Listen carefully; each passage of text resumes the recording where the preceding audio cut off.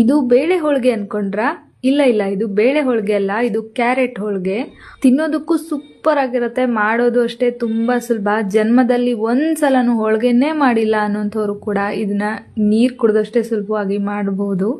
ಮೊದಲಿಗೆ ಹಿಟ್ಟನ್ನ ಕಲಸೋದಕ್ಕೆ ಅರ್ಧ ಕಪ್ ಆಗುವಷ್ಟು ಮೈದಾ ಹಿಟ್ಟು, ಅರ್ಧ ಕಪ್ ಆಗುವಷ್ಟು ಗೋಧಿ ಹಿಟ್ಟು, ಸ್ವಲ್ಪ ಉಪ್ಪು, ಅರಿಶಿಣದ ಪುಡಿ ನೀಟಾಗಿ ಡ್ರೈ ಮಿಕ್ಸ್ ಮಾಡಿಕೊಂಡು ಸ್ವಲ್ಪನೇ ನೀರು ಹಾಕೊಂಡು ಸಾಫ್ಟ್ ಆಗಿ ಕನಕನ ರೆಡಿ ಮಾಡ್ಕೊಳ್ಬೇಕು. ಕೊನೆಗೊಂದೆರಡು ಚಮಚ ಎಣ್ಣೆ ಹಾಕಿ ಮತ್ತೊಂದ್ಸಲ ಚೆನ್ನಾಗಿ ನಾದ್ಕೊಂಡು ಅರ್ಧ ಗಂಟೆ ನೆನೆಯೋದಕ್ಕೆ ಸೈಡಲ್ಲಿ ಎತ್ತಿಟ್ಕೊಂಡ್ಬಿಡಿ.